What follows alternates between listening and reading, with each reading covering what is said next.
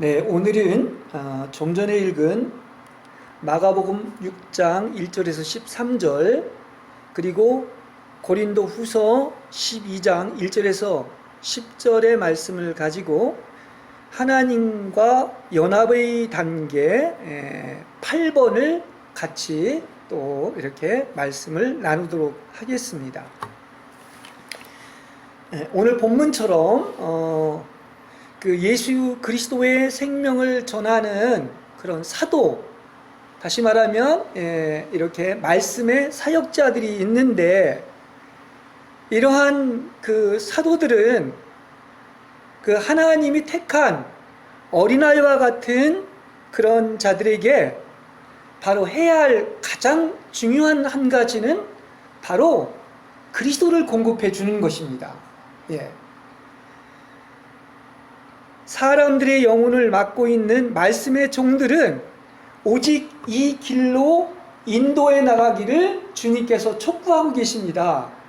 그래, 이 길이 오직 한 길인 거죠. 나는 길이라고 한 것인 것처럼 바로 예수 그리스도를 말하는 겁니다. 이게 모든 것에 초점이 되어야 된다는 이야기인 것입니다.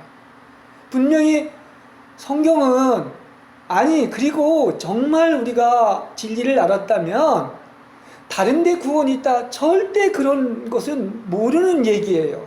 말도 안 되는 얘기들을 하고 있는 그러한 어떤 종들이 있는데 이건 참종이 아닙니다. 다른 길은 성경에 없어요. 나는 길이다, 나로 말지 않고는 아버지께로 갈 수가 없다고 그랬습니다. 그리고 천하의 구원을 얻을 만한 다른 힘을 주지 않았다고 그랬어요. 그런데 왜 엉뚱한 얘기들을 합니까? 어디 다른 종교의 구원이 있습니까? 그렇죠?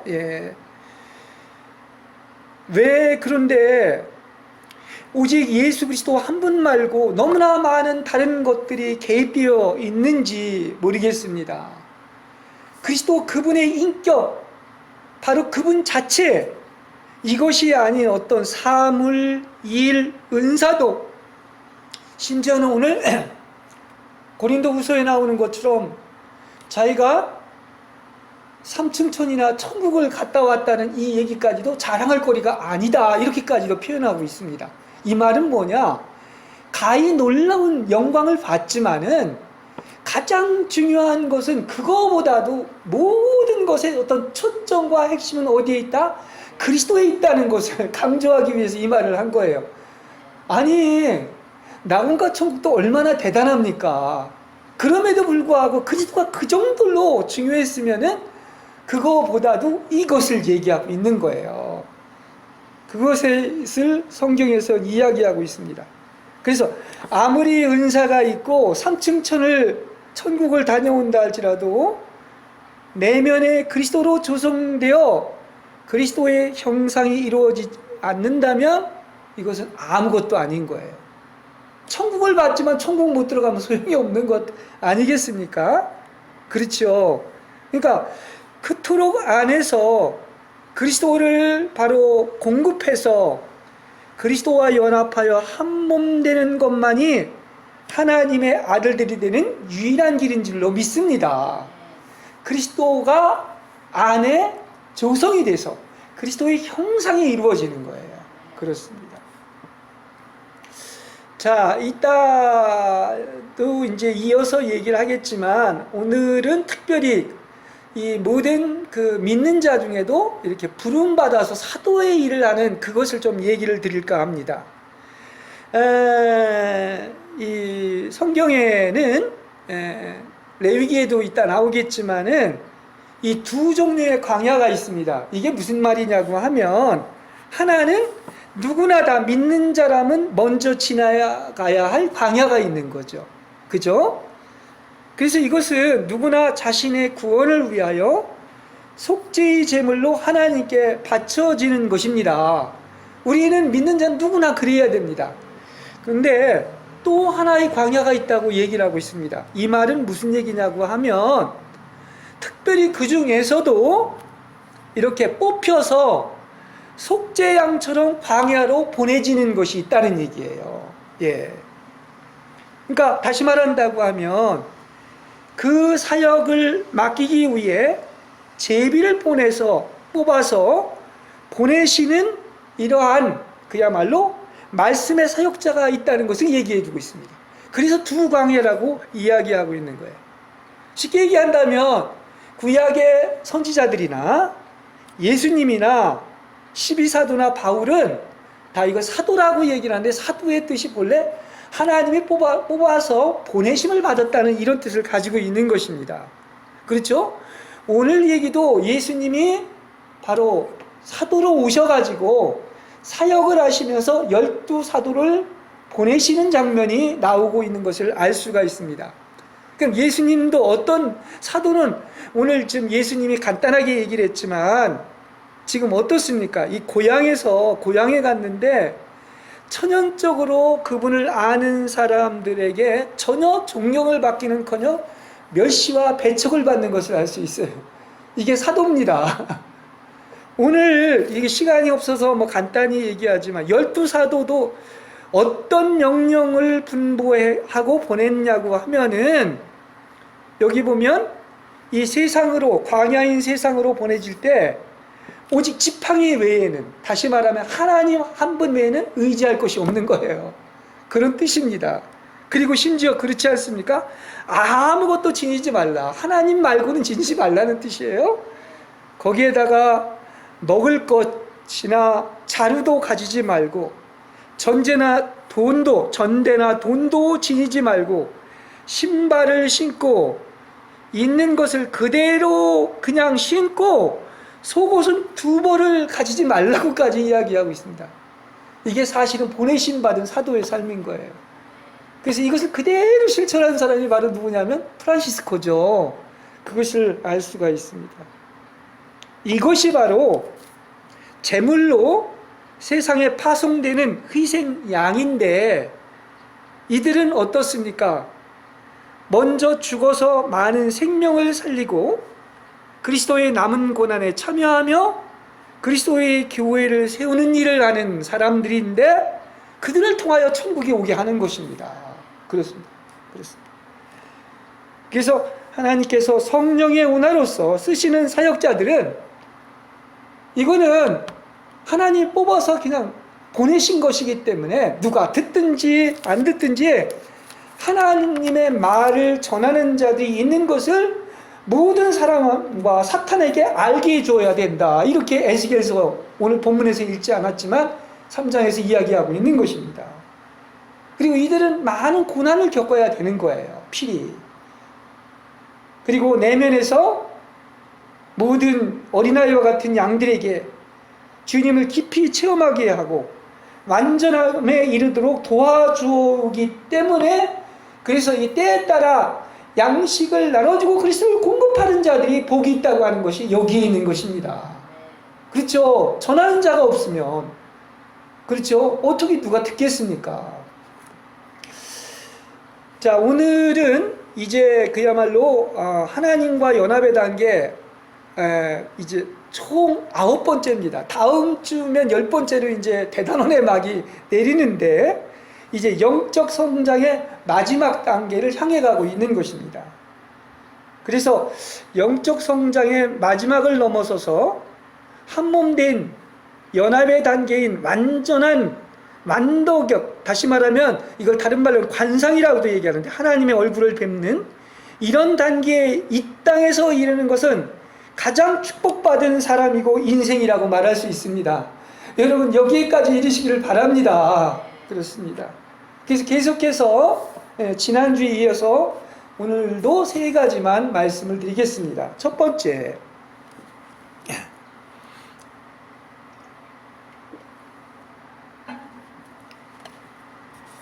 성경을 더욱 깊이 이해하고 하나님의 인도만을 따라야 합니다. 아까 이거 예수님이 같은 고향에 사셨는데 도대체 저런 놀라운 말씀을 어떻게 알았고 저런 말을 하는가? 어떤 권세가 있다고 이렇게 얘기하지 않습니까? 이게 성경인 거예요. 그렇죠? 그러니까 아마 예수님은 물론 기도를 통하여 하나님께 이렇게 항상 계시도 받지만은 아주 성경에 대해서 아주 정통했던 분입니다. 네, 그것을 볼 수가 있습니다. 그렇죠? 아주 사람들이 놀래고 있지 않습니까? 그래서 성경은 우리가 잘 아는 것처럼 성경만이 하나님의 유일한 말씀이죠. 그리고 말씀은 또 뭡니까? 그리스도라고 그랬죠, 성경에서. 그렇습니다. 그래서 성경은 오직 그리스도 한 분을 계시해 주고 있는데, 천국에 들어가기 위해서는 우리는 성경을 더욱더 깊이 이해하고 실제로 그 말씀대로 그리스도를 살아내야 되는 것입니다. 그냥 이론이 아닌 거예요. 그죠? 성경을 알고 말씀대로 순종하고 그리스도를 살아내야지만 천국에 들어간다는 얘기입니다. 그렇죠?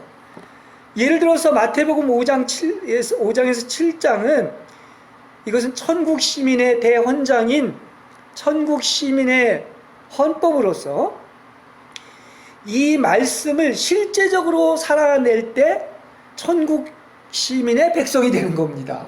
그렇습니다. 이것은 이렇게 살 수 있는 것은 그리스도가 살 때만이, 내가 그걸 지킬 수가 없어요.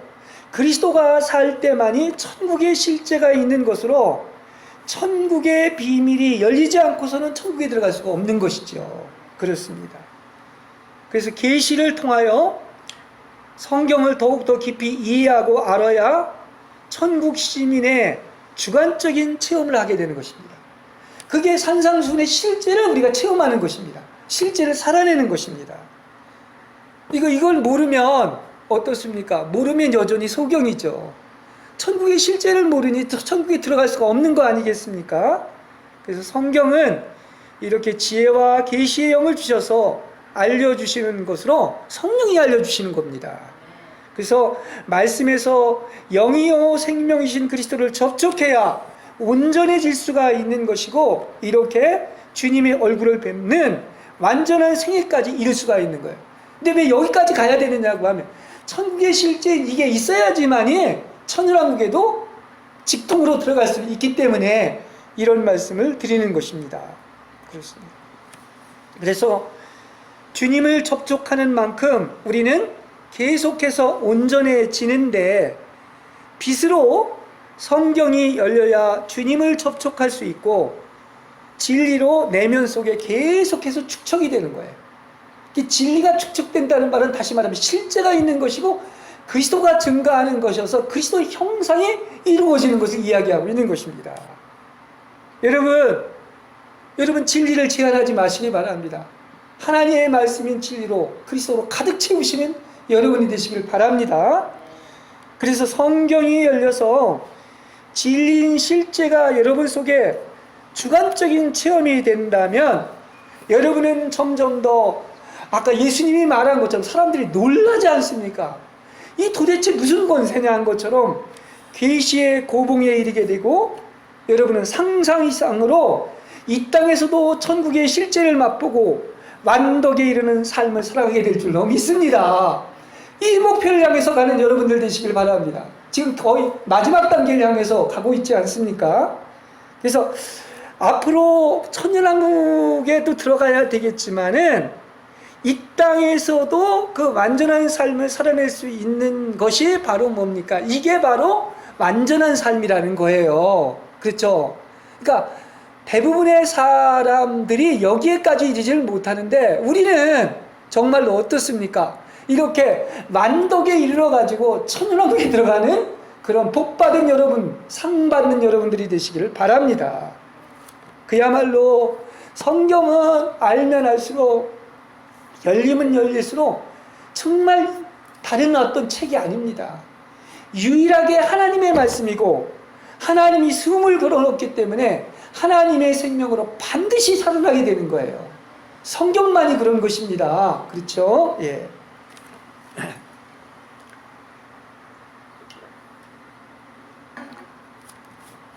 그래서 우리는 옛사람은 그야말로 무지와 캄캄한 어둠 속에 있는 것입니다. 소경입니다. 그런데 그 옛사람을 자기 포기와 내어드림으로 하나님의 인도하심을 받게 될수록 이제 자기 자신이 계속해서 안에서 변화가 일어나고 개벽이 일어나는 거예요. 자신의 성하지 못한 눈과 닫힌 마음과 어두움은 사라지고 성경에 보이는 진리들에 대해 더욱더 깊은 깨달음을 얻게 되고, 여러분은 이제 어떻습니까? 모든 것이 하나님의 눈과 하나님의 생각을 가지게 될 줄로 믿습니다. 내 눈과 내 생각이 아닌 거예요. 그렇습니다. 그래서 모든 것을 어떻게 본다? 내 안에 계신 하나님의 마음으로, 하나님의 눈으로 모든 것을 보고 성경을 보게 되는 거예요. 그때 성경이 또 열리는 것입니다. 그래서 우리가 얘기한 것처럼 성령의, 제가 그 읽는 방법이라고 하는 그것을 그 전에 설교를 해드린 적이 있는데, 성경을 제대로 읽으려면 어떻게 되느냐? 성령의 생각을 알아야 됩니다. 그죠? 내 생각이 아니라 성령, 다시 말하면 이 성경에서 하나님이 어떤 생각을 하고 계신지, 또 진리의 영이신 실제 안으로 들어가야 되는 거예요. 그죠? 그리고 성경에는 영이 있기 때문에 성경의 영 안으로 들어가야 되는 거예요. 이때 성경을 제대로 하는 거죠. 제대로 읽는 것입니다. 그리고 성경은 나와 관련된 책이기 때문에, 나를 위해서 주신 책이기 때문에 성경에 말하고 있는 모든 예들이 바로 여러분 자신의 내적인 경험으로 실제가 될 것이며, 이때 이제 성경의 말씀과 나의 체험이 하나가 되는 겁니다. 그렇죠? 예. 여러분은 예를 들어 가지고 출애굽기를 보면, 출애굽은 쉽게 얘기한다면 우리의 어떤 신앙의 여정을 얘기하고 있는데, 세상에서 나오는 것이죠. 출애굽이 홍해를 거쳤다고 하는 것은 세례를 받는 것이죠. 광야에서 시련을 거치고 나서 약속의 땅인 가나안 땅에 도착하는 것입니다. 그렇습니다. 그러니까 어디까지 가야 되는 거예요? 가나안 땅까지 가야 되는 것입니다. 그렇습니다. 그러면 이 천국을 상징하는 이 가나안 땅에 들어가면 이제 비로소 완전한 행복을 이해하고 기쁨과 황홀감에 빠져서 지금까지 다 했던 수고가 꿈처럼 아득하게 보이고, 어떠한 심한 고통을 감수했더라도 내가 매우 값비싼 대가를 치르고 천국에 도달한 것에 대해서 너무나 고마워하고 감사하게 될 겁니다. 다시 말하면 그 모든 것을 알고 완전한 행복을 누리고 천국의 실제를 맛보게 된다고 하면 이제 그 모든 것들이 다 고맙고 감사하게 여겨지는 거예요. 그렇습니다. 그 대가를 치른 것이, 이렇게 쉽게 얘기할 수 있는 것 같아요. 내가 그때 자아가 파쇄되고 대가를 치르고 망했기에 주님을 얻을 수 있었고 천국에 이른 것입니다. 그러나 그때 내가 세상에서 잃은 것이 없고 천히 내가 살고, 그 다음에 나아가서 그야말로 전혀 변화된 것이 없었다고 한다면은, 나는 지금 천국에 들어가기는커녕, 다시 말하면 젖과 꿀이 흐르는 땅에 들어가게 되는 것은커녕, 그 누구죠? 여호와수와 갈렙 말고 나머지가 다 못 들어갔던 것처럼 징계를 당하거나 버림당했을 거란 말입니다. 그래서 이렇게 나눠지는 것을 얘기하고 있어요. 참 이게 죽으면 사는 것이고, 또 나아가서 사니까 죽는 이 원칙이 있다는 사실을 알 수가 있는 것입니다. 누구는 들어갔잖아요. 그죠? 이건 바로 죽었으니까 들어간 거야. 그게 복인 거예요. 그죠? 예. 자, 이렇게 철로역정인 필그림 가이드, 천국에 가는 길을 통해서 우리가 확실히 이제 다 알게 된 겁니다. 뭐를 알았냐? 성경을 알았고, 영생을 알았고, 또 확실히 하나님은 살아계시고, 또 우리를 지금까지 훈련시키시고 테스트 하셨으며, 사실은 그 모든 것이 바로 진짜 자기 자식인 우리를 다 잘되라고 나를 인도하신 확실한 안내자가 있다는 것을 알게 된단 말입니다. 그러한 그리스도를 체험하게 되는 것입니다. 그렇습니다. 우리가 잘 아는 것처럼 출애굽기에서 그분은 어떻습니까? 낮에는 구름 기둥이 되어 주시는데 이 안내자는 불타는 태양의 뜨거움에서 우리를 숨겨주고 보호하시고 확실하게 인도해 주셨습니다. 아멘. 그렇습니다. 또한 밤에는 한 줄기의 빛도 없이 캄캄하고 무지한 어두운 밤이 계속될 때 우리를 안내하는 불기둥이 있는 겁니다. 그러니까 무슨 자연적인 어둠이 있는 것처럼 우리 안에 무지와 어둠이 있을 때, 그렇습니다. 이렇게 믿음이 어두워지고 불확실하게 보일수록 더욱더 활활 타오르는 이 불기둥이 있는데, 이것이 바로 거룩한 하나님의 사랑이 아니고 무엇이겠습니까? 그때 불기둥처럼 거룩한 사랑으로 우리를 인도하고 있다는 사실이에요. 그래서 이렇게 낮에는 구름기둥으로 밤에는 불기둥으로 언제나 우리와 함께 하셨고 우리를 지켜주셨고 우리를 여기까지 인도하신 것은 오직 하나님의 손길로서 하나님의 은혜 아닌 것이었고, 이처럼 우리를 사랑하신다는 고백밖에 드릴 것이 없는 것입니다. 그죠? 이게 하나님을 체험하면서 지금까지 걸어온 여정이 아니겠습니까? 그렇기 때문에 우리는 지금 밖에 보이는 어떤 자극적인 오감이 만족하고 애굽으로 돌아가서 그 맛있는 거 먹자고 하는 보다 자극적이고 확실한 것을 느끼는 것이 아니라 어떻습니까? 이게 외적인 게 아니란 말입니다. 겉으로 보기엔 밋밋한 것 같지만은, 밋밋한 음식인 것 같지만은 뭐가 있느냐고 하면 우리 내면의 자기 존재의 중심에서 하나님을 알고 사랑하는 깨달음이 있는 것인데, 밖에 있는 게 아니죠. 이게 바로 뭐냐? 이게 바로 숨겨진 만난 거예요. 그래서 여기에 만족하는 여러분들이 되시기를 바랍니다. 거기에 하나님이 계시고 지성소에 감추인 만나가 있고 두 돌판이 있지 않습니까? 말씀이. 그렇지 않습니까?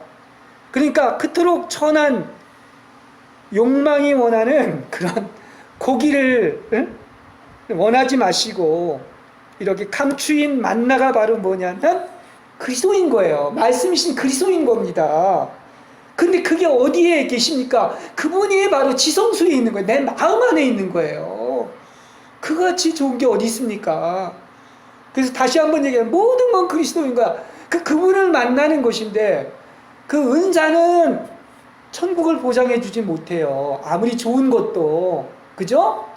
예? 산을 옮길 만한 믿음이 있고 내 뭘 불쌍하게 내어줘도요, 거기에 뭐가 없으면, 그리스도가 없으면, 다시 말하면 그리스도가 없으면 사람이 아무것도 아니라고 하는 것처럼 바로 지성소에 누가 계시다? 말씀이신 그리스도가 있는 거야.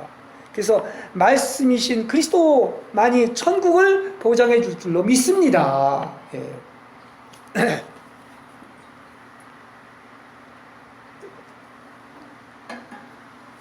자, 그 다음에 두 번째.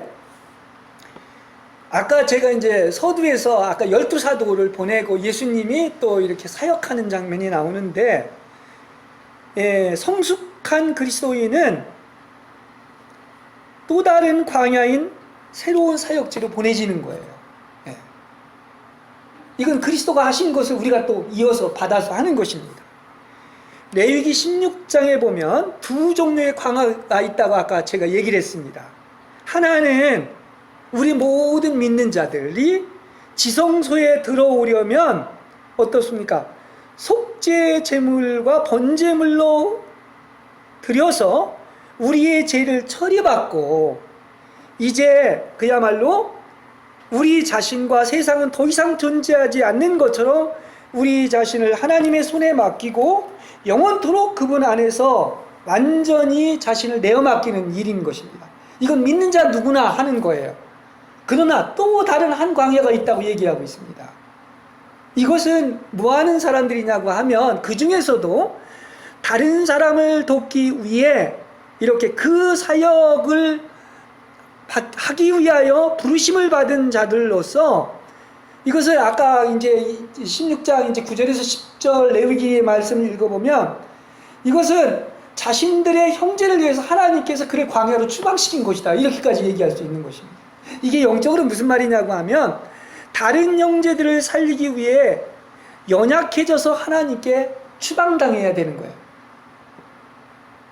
그리스도께서 우리의 연약함을 담당하기 위해 그분이 연약해지셨죠. 그래서 우리의 모든 죄를 지고 십자가에 못 박히심으로 모든 형제를 살리신 것처럼, 사도는 바로 뭐냐면 속죄 양처럼 또 다른 섭리의 굴레를 지고 광야로 내쫓겨야 하는 것입니다. 그러니까 모든 양들이지만 그 중에서도 다 이 사도가 되는 건 아니죠. 그 중에 또 다른 광야로 가는 어떤 자들이 있다고 했기 때문에, 그래서 이렇게 정말 하나님이 뽑은 이런 사도들이란가 예언자들인가 이런 사람들은, 다른 사람을 살리는 사람은 다른 사람이 겪어야 할 것을 다 미리 겪어봐야 되는 것입니다. 그리고 죽어서 십자가에 못 박힌 사람만이 이렇게 그리스도처럼 사역을 감당할 수가 있는 거예요. 그렇죠? 그래서 이들이 걸어야 할 길은 먼저 죽어야만이 생명이 모든 사람에게 역사하여 바로 교회를 건축하는 것입니다. 이 일을 통하여. 이것은 바로 예수님의 사명과 사도적 삶의 확장이 되는 것이다. 이렇게 이야기를 할 수가 있는 것입니다.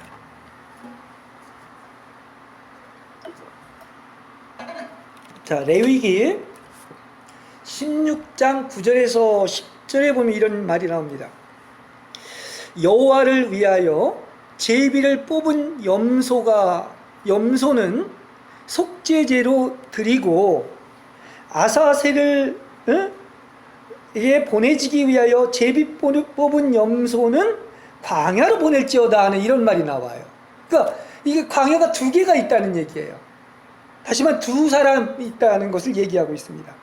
자, 두 염소를 제비 뽑았다. 그래서 하나는 지성소에서 이제 죄를 처리하고, 또 하나는 바로 아사셀에게 보냈다는 것은, 이것은 그들의 운명을 하나님께서 정해주신 겁니다. 이미. 그죠? 우리의 모든 것을 하나님이 이미 창세전에 정해주신 거예요. 그리고 특별히 더 미니스트리, 그 사역인 사역자로 부르심 받은 사람이 있다는 것을 보여주고 있다는 사실인 것입니다. 다는 아니에요. 예. 그래서 지성소에 드려지는 염소가 있는 반면 아사셀에게 광야로 보내지는 속죄 염소가 있는데, 그게 바로 레위기 16장의 말씀 아닙니까? 아사셀에게 보내지는 게 과연 무슨 뜻이냐 이겁니다. 그래서 아사셀의 뜻은 본래 들귀신이라는 뜻이에요. 바알세불이 똥파리의 왕이라고 하는 것처럼 이렇게 들귀신의 이름인데, 이것은 영적으로 누구한테 보내지는 것이냐, 이 사도들은 누구한테? 바로 사탄한테 보내지는 걸 얘기하고 있는 것입니다. 그렇죠? 그래서 이 사탄의 나라, 이 사도가 보내져서 이제 그리스도가 하신 사역을 하는 것인데, 사탄의 나라가 늑탈당한다고 그랬어요. 늑탈은 강제로 빼앗는 거죠. 그러면 무슨 얘기냐고 하면, 이 사탄의 집에 감금된 죄인들을 빼앗아 옴으로써 이제 하나님의 왕국을 건설하는 거예요. 그러니까 사탄의 왕국이 무너지는 만큼 하나님의 왕국이 건설되는 건 아니겠습니까? 그래서 아사셀에게 보내지는 속죄 염소는 바로 무슨 역할을 하느냐면, 본래 죄는요 누구한테서부터 온 거냐면 사탄한테서부터 온 겁니다. 그러니까 죄가 본래 사탄에게서 온 것이므로 사람에게 들어온 죄를 사탄에게 다시 되돌려 보내고, 사탄을 묶고 선한 일, 다시 말하면 하나님의 거룩한 사역을 하도록 선택받았으며, 이렇게 형제들을 거룩하게 하는, 죄를 없애고 사탄한테 되돌려 보내고, 그 사역을 마무리할 때 하나님께서 축복하시고 상급을 주시는 것입니다. 그렇습니다. 이러한 광야로 보내지는, 아사셀에게 보내지는 그러한 속죄 염소가 있다는 것을 이야기하고 있습니다. 그래서 이렇게 사역자들은 뽑힌 자들이고 보내심을 받은 자들인데, 여호와 앞에 속죄 후 사탄이 있는 광야로 보내지는 염소로서, 이것이 바로 하나님에 의해 자신의 형제를 위해 세상의 모든 것을 박탈당하고 광야로 추방되게 됨으로써, 이것이 이제 우리가 이렇게 얘기했던 영어 성경에도 이렇게 나오고 있는데 스케이프고트라고 해요. 이 말은 뭐냐면 그리스도처럼 희생양이 되어 거룩한 사역을 완성하는 자들을 이야기하고 있는 것입니다. 희생양이라는 말이 여기서 나온 거예요. 그렇지 않습니까? 아무나 다 희생양 되면 좋겠지만 다른 사람의 죄를 예수님이 지셨잖아요. 그죠? 대신 지셨잖아요. 그런 것처럼 그 사람들에게 있는 죄를 어떻게 합니까? 사탄한테 돌려보내고 하나님의 나라로 회복되는 사람들을 이야기하고 있는 것입니다. 자, 마지막 세 번째입니다.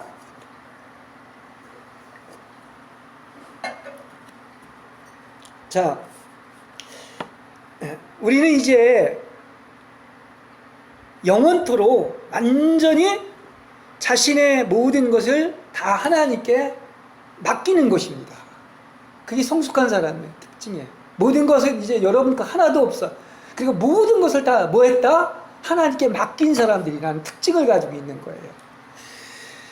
자, 우리가 이 성경에 나오는 그 믿음의 사람들의 어떤 여정을 보면 철로 역정을 보면 그걸 알 수가 있는데, 사람이 흑암의 아침을 거쳐서 성숙한 단계에 이르면 이제 감히 스스로 무엇을 하지 않고 모든 것을 하나님께 맡기는 사람이 됩니다.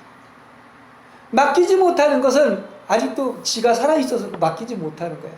교만해서 그런 거예요. 왜냐하면 내가 하면 이렇게 야곱이 대표적인데 주권적인 다루심을 초래해서 한도뼈를 치실 것을 알기 때문에 아무것도 할 수 없는 사람이 되는 거예요. 아, 이게 무슨 말입니까? 이렇게 얘기하겠지만 이 성경의 사람들은 다 이런 과정을 겪었습니다. 그래서 하나님이 어떤 뜻을 표현하기만 해도 즉시 반응해서 정말 순종하게 되는데, 이게 바로 종의 영을 가진 사람들인 것입니다. 그래서 이제는 그런 사람들의 특징은 내 자신을 두려워하고 무엇을 할 담력을 잃게 되는데, 이것이 바로 왜 그러냐고 하면 자아가 완전히 파쇄되었기 때문인 것입니다. 자아가 완전히 죽었기 때문에 그런 거예요. 그러니까 아무나 그렇게 겸손하고 두려워할 수 있는 게 아닙니다. 자아가 파쇄된 사람만이 그러는 것입니다. 그래서 하나님의 뜻에 우리의 의지를 들이지 않고 내 마음대로 하면은 바로 강타하시는 징계의 손길을 알게 되기 때문에 내 마음대로 할 수가 없는 겁니다. 그렇죠? 그리고 이것이 바로 하나님의 아들로 대우하시는 하나님을 알게 되는 것입니다. 네. 그런데 이렇게 자아가 파쇄된 사람보다 아름다운 사람은 없는 것입니다. 왜냐하면 그리스도인 보석으로 완성되었기 때문인 거예요. 이게 완전한 삶에 이르는 것을 얘기하고 있는 것입니다. 만덕에 이르는 것을 얘기하고 있습니다. 그러니까 벌거벗겨진 영혼으로 목숨 말고는 아무것도 남아있지 않아도 변함없이 그분을 사랑하고 언제나 선하고 자비로운 하나님으로 믿고 모든 것을 맡기는 것을 이야기하고 있는 것입니다. 그렇습니다. 여러분은 얼마나 맡겼어요? 하나님께 모든 것을 맡겼습니까? 하나님께 처리받은 사람의 가장 현저한 특성 중에 하나가, 일반적으로 그걸 이제 온유하고 겸손한 사람이라고 하는데, 그것은 다른 말로 하면 이제 모든 것이 하나님께 맡겨진 사람을 얘기하고 있는 것입니다. 그렇죠? 철저히 하나님께 모든 것을 맡기는 겁니다. 자기가 살아있는 교만한 사람은 뭐냐? 하나님께 맡기지 못하는 것입니다. 그렇죠? 자기가 죽었으면 하나님께 다 맡기죠. 왜 모든 염려를 주께 맡겨버리라고 하지 않았습니까? 왜 맡기지 못하는지 아십니까? 그게 다 지 힘으로 뭘 해보려고 하기 때문에 그런 거예요. 자기는 아무것도 할 수 없다. 나 같은 죄인이었고 가장 연약하다 하면 하나님께 맡기는 것인데, 염려를 맡기지 못하는 이유도 거기에 있는 것을 알 수 있습니다. 맞아요, 안 맞아요? 그렇죠? 그렇습니다. 그래서 자신이 연약하며 아무것도 할 수 없음을 아는 겸손한 자만이 하나님께 모든 걸 맡기는 거예요. 죽이든지 살리든지 어떻게 하시든지 그런 것입니다. 그 야곱을 보면은, 야곱은 그 많은 나이가 되기까지 맡기지 못했어요. 아마 제가 알기에는 130세 후반까지도 아마 그랬던 것 같다는 생각을 해보게 됩니다. 왜냐하면 137세 이제 모든 사람을 축복하는 것을 보면은, 그래서 야곱은 그야말로 간사한 자지 않습니까? 온갖 수단과 방법이 동원되고 자기의 힘으로 하려고 하는데, 이렇게 모사를 꾸몄는데, 그 결정적인 자아가 강타가 당한 것이 바로 분이엘, 하나님의 얼굴을 맛봤다고 하는, 야곱과의 밤새도록 어떤 하나님의 어떤 씨름에서 자기의 환도뼈가 부러진 것이 바로 이때의 시작인 것을 이야기하고 있습니다. 그러니까 야곱을 보면 어느 날부터 더 이상 육체적인 활동이 없어지고 아주 고요하고 잠잠해지는 야곱이 됩니다. 그래서 이제 그 창세기 43장에 보면 이렇게 얘기를 하고 있습니다. 이 시간이 없으니까 그냥 압축해서 얘기하지만 지금 둘째인 시므온이 애굽에 잡혀 있습니다. 그런데 마지막 말째인 사랑하는 베냐민까지 애굽에 이렇게 데려가야만 했을 때 이게 이제는 그 둘째 아들뿐만 아니라 요셉도 다 이미 죽었다고 생각을 한 거죠. 근데 베냐민까지 이제 빼앗기는 상황이 된 것입니다. 근데 보십시오. 창세기 43장의 본문을 보면 더 이상은 야곱이 자아가 사는 술수를 쓰지 않는 것을 알 수가 있습니다. 거기 본문에 이렇게 나와요. 43장 11절에 보면 그들의 아비 이스라엘이 이르되 정 그렇다면 이렇게 얘기하고 있습니다. 여기 보십시오. 앞에서는 야곱이지만 지금 뭐가 됐다는 거예요? 이스라엘이 됐다는 것은 변했다는 얘기야. 다시 말하면 모든 것을 하나님께 맡겼다는 얘기인 것입니다. 하나님의 뜻이라며. 그래서 이렇게 얘기하죠. 그러할진대라는 그 말은 다시 말하면 정 그렇다면 이 말은 더 이상 자기 주장을 하는 것이 아니라 이제 온유한 야곱으로 변화됐다는 것을 이야기해주고 있는 것입니다. 그러면서 이렇게 얘기하죠. 너희 동생도 데리고 가거라. 여기 아주 중요한 말이 있습니다. 뭐냐? 전능하신 하나님께서. 이 말은 모든 것이 다 누구한테 달렸다는 것입니다. 하나님께 달려있다는 거예요. 다 맡겼다는 얘기인 것입니다.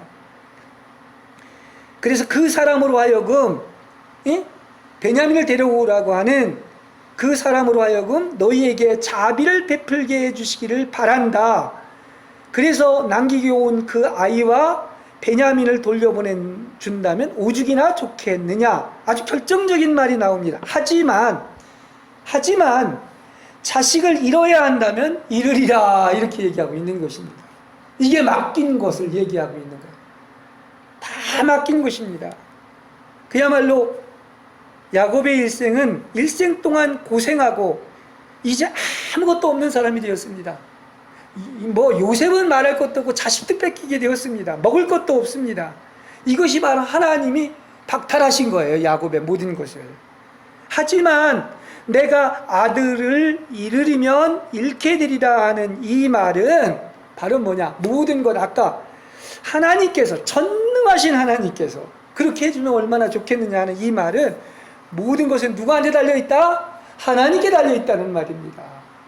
죽고 사는 것도 먹고 사는 것도 하나님께 달려있음을 믿고 모든 것을 전적으로 다 하나님께 맡긴 거예요. 할렐루야. 이것이 맡긴 거예요. 뭐를 맡겨서? 한 가지가 아니라 모든 것을 맡긴 것을 이야기하고 있습니다. 그래서 이 창세기 43장 이후로 가보면 얼마나 성령이 역사했으면 이제는 더 이상 활동이 없어요. 잠잠합니다. 고요합니다. 그리고 사랑이 가득하고 온유하며 겸손하며 빛나고 다른 사람을 축복하는 야곱으로 바뀌게 되었습니다. 네.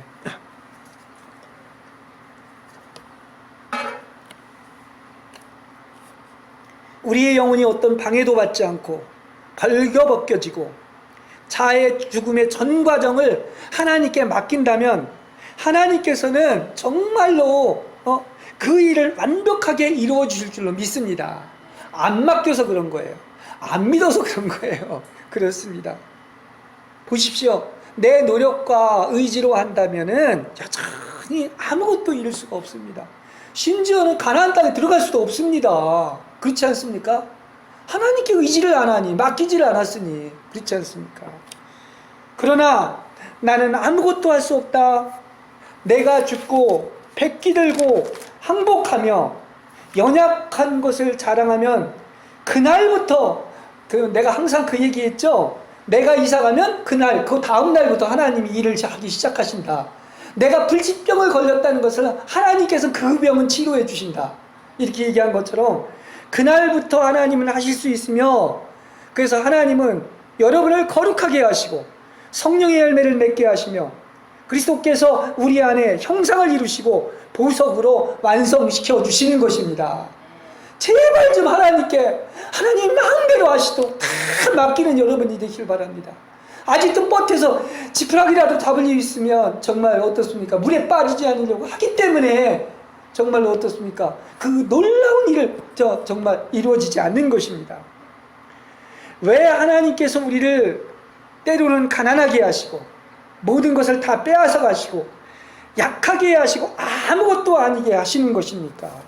한마디로 이것은 그리스도로 덧입히기 위한 거예요. 그리스도로 조성하기 위한 것입니다. 그래서 성숙한 생명의 특성은 어디에 있다? 자아가 온데간데 없어진 사람이에요. 그리고 뭐를 자랑하는 사람이냐? 나는 약함만을 자랑하는 사람이에요. 아까 고린도 후서에서도 그렇죠? 나는 자랑할 건 딴 게 없다. 어떤 것을 자랑한다? 나의 약함만을 자랑한다. 이렇게 얘기하고 있습니다. 다시 말하면 자고하지 않기 위해서 이렇게 사탄의 가시를 줬는데 그런 것들을 자랑한 게 아니라 나의 약함만을 자랑했어요. 위대하고 성숙한 사람만이 나는 아무것도 할 수 없습니다. 나는 죄인입니다. 나같이 약한 사람이 없습니다. 이것만 자랑하게 될 줄로 믿습니다. 그때 정말로 충족한 은혜가 넘치게 될 줄로 믿습니다. 왜냐? 하나님이 하시기 때문에. 무슨 뜻인지 아시겠죠? 그래서 이렇게 정말로 여러분 자랑할 건 뭐만 자랑할 것이 있어? 예, 나는 자랑할 게 하나도 없는 거야. 자랑할 것이 있다면 나는 할 수 없습니다. 나는 죄인입니다. 나는 약합니다. 나같이 길그릇처럼 깨지고 약한 자가 없습니다. 이것만 자랑하는 사람이 되는 거예요. 그래서 다 성자들을 이렇게 보면은 나중엔 뭐 나 같은 큰 죄인이 없다고 고백하고 있지 않습니까? 거룩해질수록. 그렇습니다. 그러면 하나님이 은혜로 다 하시고 하나님 자신이 직접 대체물이 돼서 우리를 그리스도가 되게 하시는 거예요. 그리스도로만 살게 하시는 것입니다. 자기가 하려던 사람은 가장 가련한 사람이 됩니다. 이 결과예요. 그죠?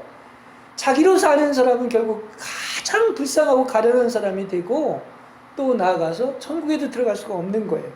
그러나 자기를 버리고 하나님께 다 맡긴 사람은 완전히 그리스도를 소유하게 되고 완덕에 이르게 되고 천국에 이를 줄로 믿습니다. 그렇죠? 이게 영의 법칙이에요. 나를 비우면 그리스도로 채우시고 내가 죽으면 그리스도로 사는데 그거 하나를 평생 버리질 못해가지고 그죠?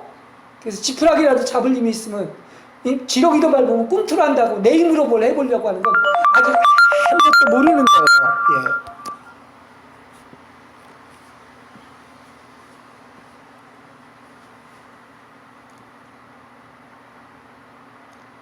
이렇게 하나님께 기꺼이 포기하는 신실한 마음을 보여줄 때 하나님은 여러분이 기꺼이 포기하고 추구하지 않았던 그 선물을 소나기처럼 넘치도록 베풀어 주실 줄로 믿습니다.